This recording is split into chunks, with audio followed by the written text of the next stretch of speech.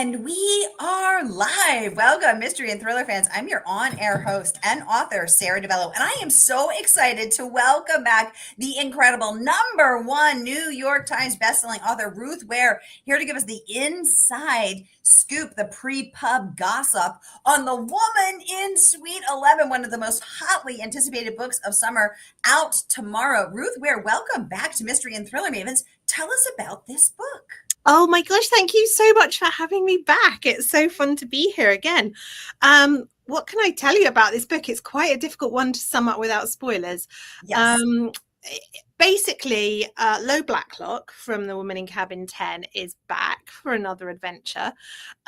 You don't have to have read Cabin 10 to read this book. In terms of the mystery, it kind of stands alone. But if you're thinking of reading it, I think people would get more out of it if you read that first. So we leave Lo at the end of Cabin 10. She's had this horrific adventure. She's come through it just about unscathed. And then for about almost 10 years, I kind of let her have a bit of a rest. It felt like she had gone through so much in that book that she deserved a bit of time off. Yes. But we catch up with her almost 10 years later. She's living in New York with her now husband, Judah, and her 2 little kids. And she's had a bit of a career break. You know, she had babies, there's been the pandemic, travel journalism's in a weird place, but she's decided it's time to get back on the horse. So this invitation comes through to attend the opening of a luxury hotel in Switzerland, the Hotel du Lac. And Lo says yes. So she jets off to Switzerland, to this incredible, luxurious chateau, hoping that she might be able to snag an interview with the owner, who is a reclusive billionaire called Marcus Leidman, who absolutely never gives interviews. Lo's put in a request. She's fully expecting it to be turned down, but then she gets a call in the middle of the night to come to Marcus's suite number 11. And I think you'll have to read the book to find out what she discovers there. Suffice to say, it's one of my books, so it all goes horribly wrong. If only poor Lo knew that she was in a Ruth Ware book, she would just be curled in the corner, just sucking her thumb in terror and fear. But thankfully, she doesn't know that. But we know that. And Ruth, I have so many questions. I'm so excited to ask you. And I know we've gotten a lot of questions in advance as well. So we will get right into that. Fire away. Grill me. We will thrill you. Challenge accepted, Ruth Ware. Challenge accepted. But first, I just want to welcome everyone because we are broadcasting live to 8 different destinations across Facebook and YouTube, from Murder by the Book to New York City. We are everywhere. So no matter where you're watching from, mystery and thriller loving friends, you're in the right place. This is the right time. It is Mystery Monday, because Mondays can be murder. We're going to make them a little less painful and get your week off to a killer start. So if you've been here before, you know the drill. And if you're new, welcome. Every Monday, I give you my handpicked featured author. You get to ask them anything. So ask the incredible Ruth Ware anything you've ever wondered about The Woman in Cabin 10 and now The Woman in Suite 11. Let's jump right in. Robin is joining us from Facebook saying, yay, Sara is back.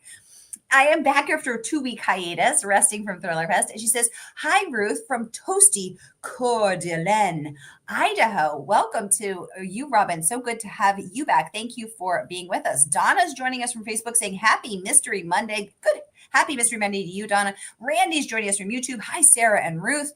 Robin saying, I think this might be my first time seeing Ruth live. Several of her books are on my bookshelf.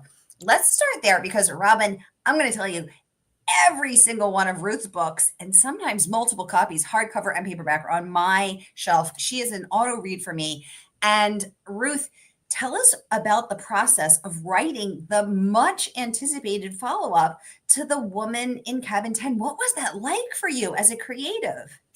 Well, it's funny because I'd actually never intended to write a sequel. When I finished Cabin 10, I fully thought that was it, that Lo's story was done. And I guess there were kind of 2 reasons for that. One was that, the people in my books, they're just regular, ordinary people. They're not kind of police officers or detectives or forensic experts.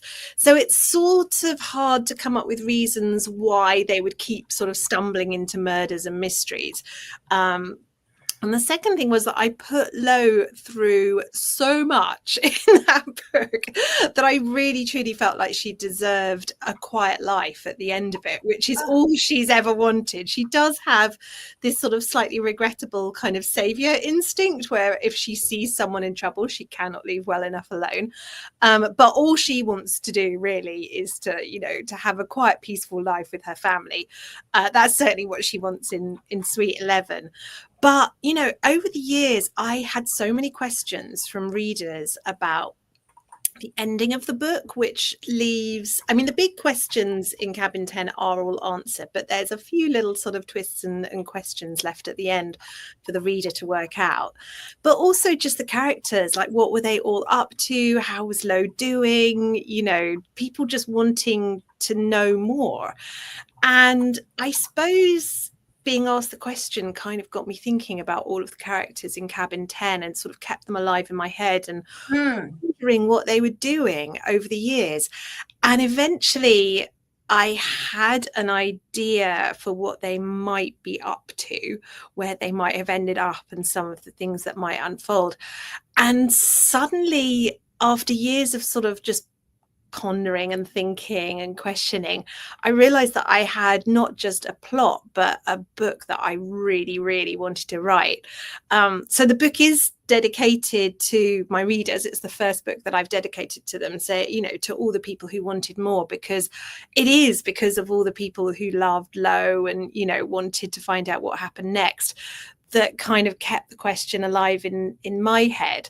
But fundamentally, the reason that I wrote the book is because I had what felt like a really, really fun idea for a plot, and I really wanted to write it. Well, I love that question and I love that answer. And as I had the pleasure of cracking an advanced copy open, I did notice that you dedicated it to everyone who wanted more. And I thought, how lovely to dedicate a book to your readers. And I don't think I've really seen that before. And it was such a touching moment. I really love that you did that. And also, I have wondered about that ending. I also think about that rat, that rat at the end of Cabin 10. But I love that you wanted to answer the question of what had happened to them. And thanks to this new book, we actually get to see a lot of what happened to them. Ruth, I was also wondering, and then I'm going to get to everyone else's questions, but I just had to ask you myself, having Cabin 10 be such an enormous breakout, mega million best-selling success, what did it feel like to write the much anticipated follow-up to that? Was it intimidating? Like, oh gosh, you know, how can I possibly live up to all that Cabin 10 did? Or were you able to put that aside and just write about Lo and the others? Or what was that like creatively? It's a really good question. I guess in a way, Cabin 10 was the book that I went through with that, because my first book was in a dark wood, and so good. Kind Which of I see behind you there in the red on the shelf. Yes, yeah. There's a few copies. I'm actually in my publisher's office today, so they've got a few hanging around. And that book did so much better than I ever expected. You know, I think I thought I was writing this sort of weird little British thriller. Like, who outside of the UK has ever heard of a hen night? You know, obviously, turns out they're basically the same all over the world. It's just people call them different things. You know, in America, it's a bachelorette. In France, it's the death of your life as a young woman, which is the most goth thing ever. But, you know, that book was breaking out and being, you know, picked up for film rights and hitting all kinds of lists and getting all kinds of accolades just at the time that I was trying to write Cabin 10. And I think that's partly why I threw so much at Lo in that book, because I was just desperate to prove that In a Dark Wood was not a flash in the pan, that I could write another book that was really twisty and really gripping and really exciting. And, you know, when Cabin 10 came out, I was just so relieved that people liked it.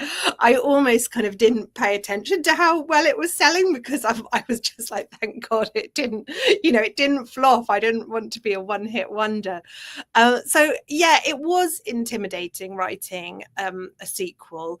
I was really aware that I wanted to do justice to these characters that I had created and that had lived in people's minds and memories for so many years.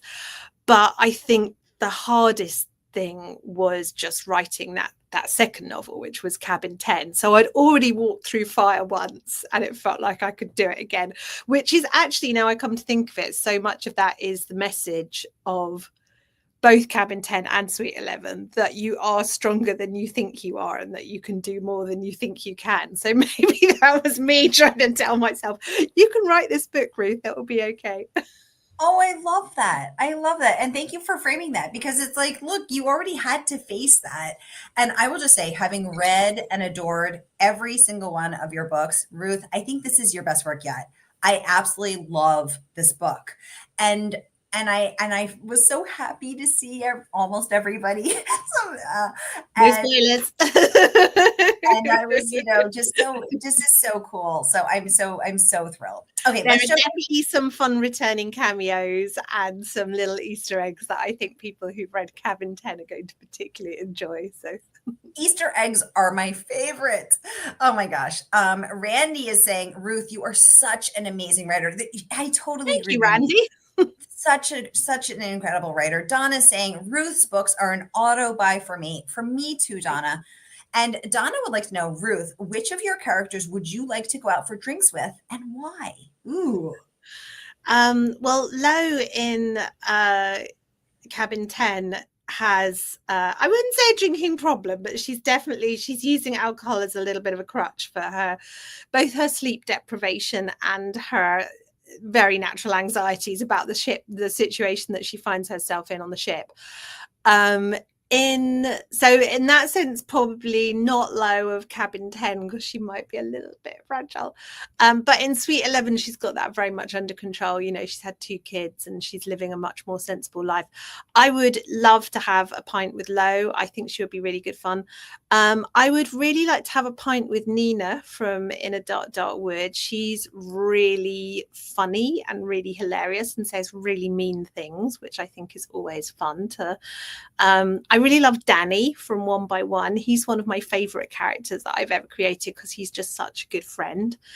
And Jack, I think, from 0 Days, she would be amazing to go out to the pub with because she has such an interesting life and I feel like she would have 101 cool stories to tell you. Whereas I think some of my other characters, after they've finished the book that they're in, they just want to be left alone. So I feel like if I rang them up and said, would you like to go out for a pint, they'd be like, Ruth, no, you put me through too much, I am staying home tonight. Whereas I think Jack would be up for it. So maybe that's my answer. I love that. That's a good answer. I would go out with Lo because also she's so humble and she's so funny. She's so self-effacing and so real. As you said, all of your characters are always so real. And Lo is very funny. I'd actually forgotten how funny she was until, because I don't typically reread my books. Yeah. For obvious reasons. It's a bit weird. I mean, I'll read them if I have to do a reading, but I don't sit down and read them. But obviously to write this, I had to reread Cabin 10. And, I wrote it, I started it more than 10 years ago. I must have started it back in 2014, probably. So it was a long time since I'd really read it properly. And I'd completely forgotten how funny she is and all her little kind of sarcastic asides. It was really fun to go back and revisit that. And she's so relatable. She has anxiety. I have anxiety. Who doesn't have anxiety now? But she's just so open about it. And I don't know. I feel like I would be friends with her. I really do. Same. I love that. Robin saying, I understand about grabbing the newest book by an author without even knowing a thing about it. Exactly. That is a Ruth Ware book. Patricia Gray says, hi, Ruth. Your books are an automatic read for me. The Woman in Cabin 10 kept me reading late at night. I can't wait for another one. Patricia Grace. Yes, exactly. Ruth's Woman in Cabin 10 was the first book that I read in one day. It took me 18 hours and my wrists, I read it in hardcover and my wrists hurt so much and it was midnight, but I had to keep reading. So I love that you said that. I know, I think I have carpal tunnel because of Ruth Ware. I think I have carpal tunnel because of you, Ruth. But Patricia Grace, I'm so glad you're bringing that up, that you can't wait to read the new one, because you know what, guys, we have books available for order today. From our favorite woman-owned independent. Oh, thanks for all the hearts up, you guys, in Facebook. I see your bouquets of hearts flying up. We have books for pre-order available today from our favorite woman-owned independent bookstore. That is, of course, Murder by the Book. And whether you're watching with us on Facebook or YouTube, here is that link where you can pre-order and get your mitts on the new low Blacklock book, available right here. So while you are ordering, I'm going to say, Renee is saying she's so looking forward to reading The Woman in Suite 11. You are going to love it, Renee. Diane is saying, Ruth, you are just the best. I have loved all of your books and I reread some of them. Oh, and a rereader. Here we go. My daughter gave me a signed copy of One by One, which is very special to me. And A Dark, Dark Wood will always be my favorite. I hope one day to see you in person at a signing. I hope so too, Diane. That would be really fun. Donna is saying your books are just so brilliant. They really are. They're just so relatable. Becky, welcome to the conversation, saying Ruth is my favorite author ever. Yay, so many fans here. I'm so happy to be with it. Welcome to the first meeting of the Ruth Ware fan club. This meeting is now in session. Renee is joining us from sunny Florida. Welcome, Renee. Great to have you. John is joining us from Northeast Ohio. So great to have you. Anissa Joy, my favorite librarian and bookstagrammer, saying, wants to know, what is your favorite trait of Lowe's? Oh, what a good question. I think my favorite thing to write is that she is she's quite sarcastic. She's quite funny. She makes these sort of little barbed asides. And her interior voice is quite different from her exterior voice. You know, she'll be quite kind of polite and reserved and buttoned up to the people that she's talking to, but inside she'll be sort of thinking all these kind of slightly bitchy things, which is really fun to write. But I think my favorite trait of hers is also the thing that gets her into the biggest trouble, which is that she is someone who cannot walk away from somebody in trouble, and that is what gets her into difficulty in Cabin 10. You know, she sees something that she morally feels very strongly that she has to investigate, and it is also what gets her into trouble in Suite 11 in a very different way. But yes, she's someone who, if she feels she can solve a situation, she has to really try to do it, and that is both, I think, very endearing, but also very useful from a mystery writer's point of view. I love that. Robin saying, how wonderful to have a book you really, really want to write and had fun doing it. I love that. Robin Denise, welcome to the conversation. She wants to know, how's Lowe's claustrophobia 10 years later? I have claustrophobia, so yes, let's hear the answer to this. Not a lot better, I have to say. It's not tested quite as much, you'll be relieved to hear, in Suite 11 as it was in Cabin 10. I think people with claustrophobia found some of the scenes in Cabin 10 quite hard to read. There's a few moments that Lowe has sort of similar discomforts in Suite 11, but it's not as much of a theme as it was in Cabin 10. So yeah. She's really doing well working with her mental health. And I love to see that, because we should be talking more about that. And it's, you know, it's nice to see a character really dealing with that, you know, and seeing her growth, saying, hey, I did used to have to deal with this, and now, you know, I'm a little better.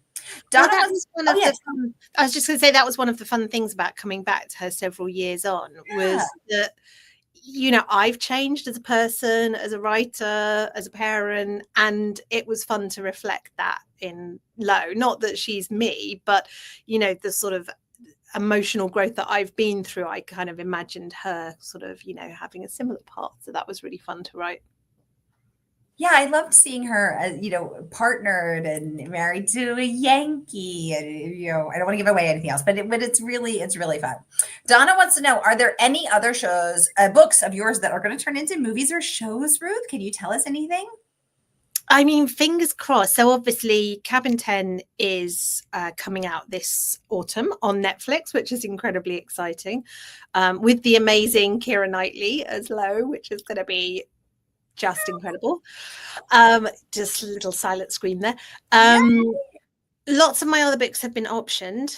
In fact, I think there's a full list on my website. I've always can't quite keep up with the sort of different stages that they're all at.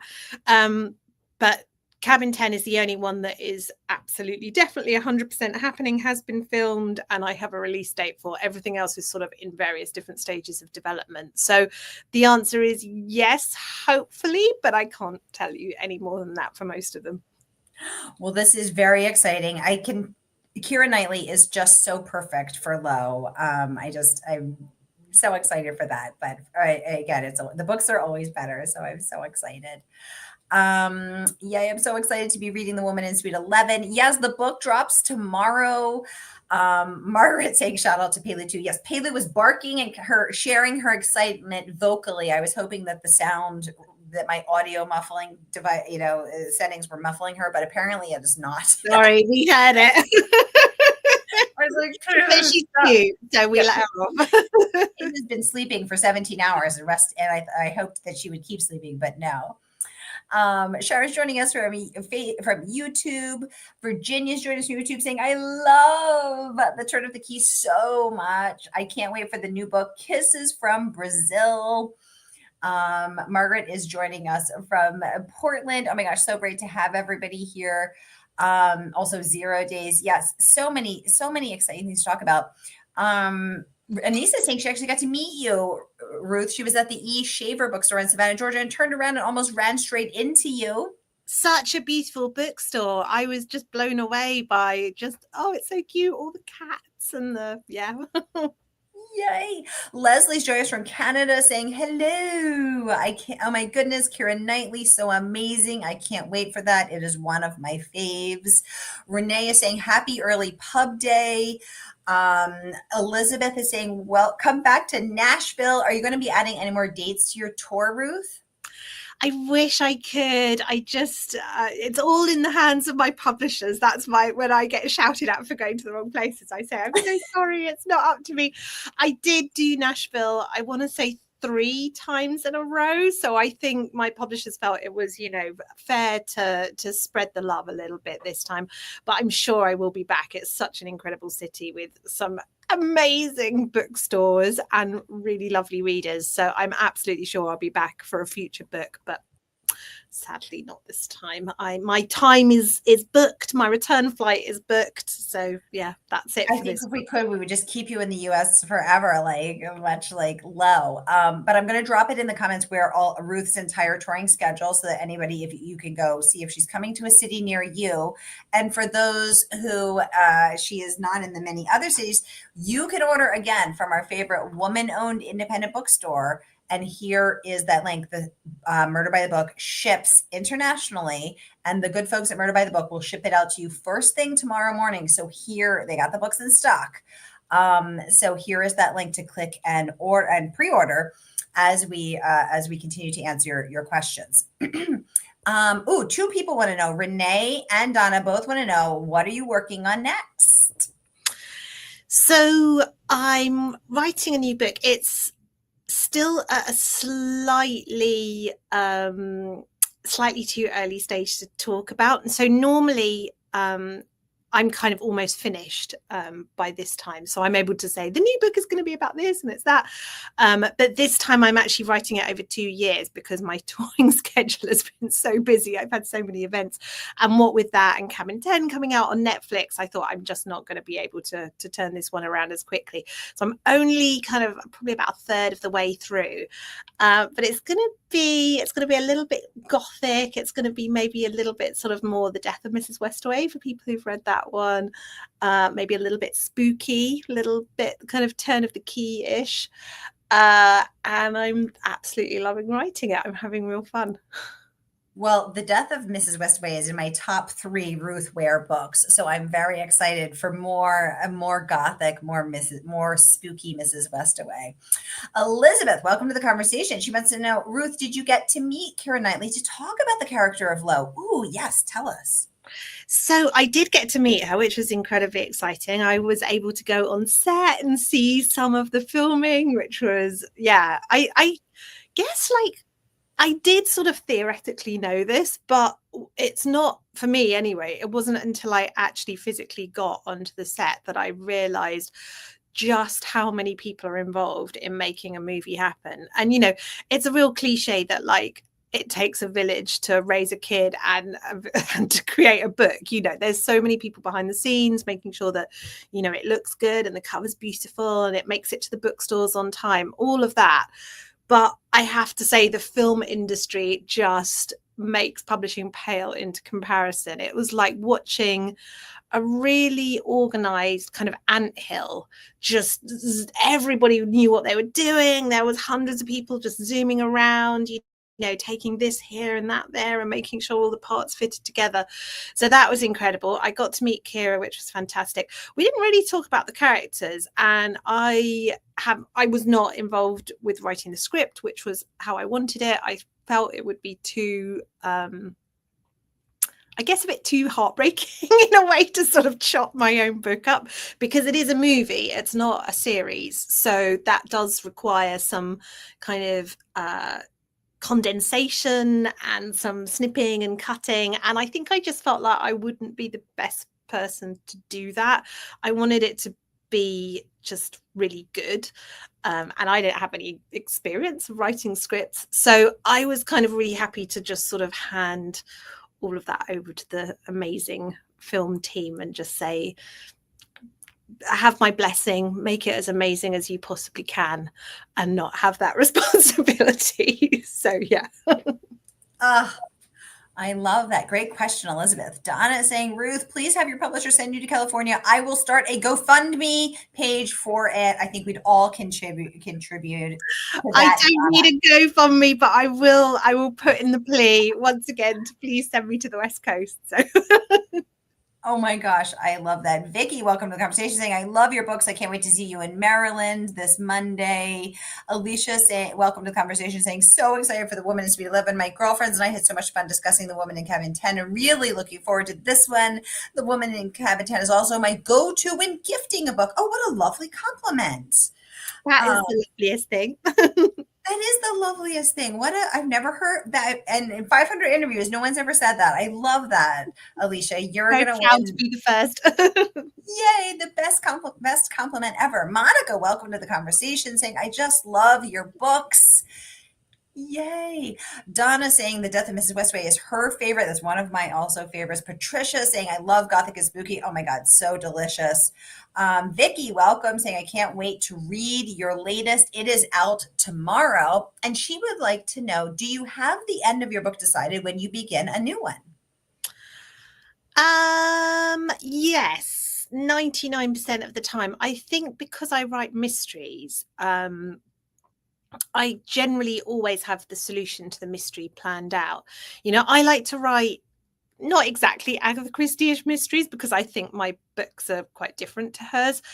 But I do love the way that, you know, she'll set you a puzzle, and when you get to the solution, you really feel like you've been given all the information that you needed to solve the mystery. You've been given all of the clues, all of the pieces were there. And if you didn't spot it, that's kind of on you. The feeling that I hate most as a reader is when you get to page, 300 and whatever, and you think, well, I had no chance of guessing that because they never told me that there was, a secret twin or a trapdoor or whatever it was that you needed to know to understand the mystery. So I try to play really fair with readers, and of course that means that I need to know the solution in order to drop those clues all the way through.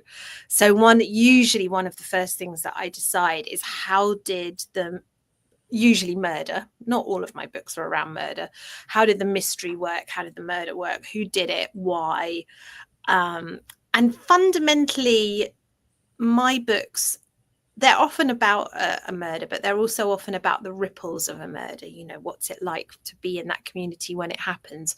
So to sort of work out the logistics of the crime, first of all, kind of enables me to concentrate more on the sort of organically arising ripples that happen when that sort of rock of a crime is thrown into a pond. So I do know the end in that sense, but often the emotional journey of the characters, exactly how it unfolds, that's often a surprise to me. And the thing that I usually get into the most trouble with, not always, but it's very often my stumbling block, is I almost always know what happened, but I generally don't know how my main character discovers it. And that has got me into difficulties on a couple of occasions where I'm like, how the heck do I get my main character to solve this mystery, because it is so watertight. It's really difficult to work out. So yeah, I won't say whether that was the case for Sweet 11. Maybe you'll have views on it once you've read the book. Ooh, report back once you've read the book, Vicky. Let us know. Jeff is joining us from Facebook saying, I can't wait to read the sequel and I can't wait for The Woman in Cabin 10 Netflix movie. We have a few more questions coming in, but we are running out of time. So the last one is going to go to Megan Mintchev. She has bone-chilling books to her adoring 100,000 followers. And she would like to know, Ruth, was it hard to revisit Lo's character and the storyline after so many years away from it? Actually, it was kind of the reverse. I think it would have been really hard to write a sequel straight after, because I tend to finish a book when I've said all I have to say about the characters. And that was certainly the case with Cabin 10. I felt like I'd solved the mystery. I told you what happened to the most important parts of the story. And yeah, I'd kind of finished all that I had to say. So in a way, waiting so many years enabled me to just think about what the characters would have been doing, how they would have moved on, how they would have changed, become different people. So yeah, in that sense, in some ways it was much, much easier. And it was a big part of why I wanted to go back to find out what had happened to them in all of that time. Oh, I love that. Well, Ruth, thank you so much for coming on to give us the exclusive sneak peek into all things The Woman in Suite 11, out tomorrow. I am halfway through this book and obsessed with it. I'm actually pacing myself out. I'm like, no, Sarah, you can only read 20 pages today because I want it to last for my whole vacation. And I don't want to do the 18 hours again that like gave me carpal tunnel from the first book, Ruth Ware. Yeah, don't do that. Don't put yourself through that again. But I'm very excited because I'm going to give away a copy of this. So if you're not already a member of Mystery and Thriller Mavens here on Facebook, go to Mystery and Thriller Mavens and join and comment on the video in there. Even if you're watching from somewhere else, go join Mystery and Thriller Mavens and you will be entered to win a copy of The Woman in Suite 11.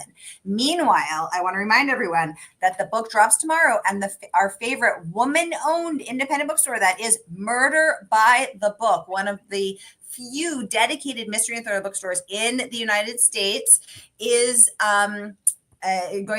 shipping books tomorrow. So you can get your copy of The Woman in Suite 11 by clicking the link right here, which I'm going to post one more time, and getting your mitts on this. And I promise you won't be disappointed. Ruth Ware, thank you so much for coming on to give us the inside scoop and spill all the hot goss about The Woman in Suite 11. We can't wait to have you back for our next one, and we can't wait to watch the Netflix movie this fall. Have a wonderful tour and a very happy pub day tomorrow. Oh, thank you, Sarah. It's been so fun shooting the breeze with you before tomorrow. So thank you for having me on.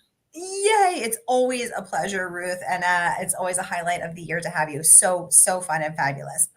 All right. Have a wonderful pub day. Thank you all for spending your Mystery Monday with me. Don't forget to join Mystery and Thriller Mavens to be entered to win. And don't forget to get your very own copy from Murder by the Book. May the days and the pages fly by, and I will see you next week with Clemence Michelin. Have a very good week until then.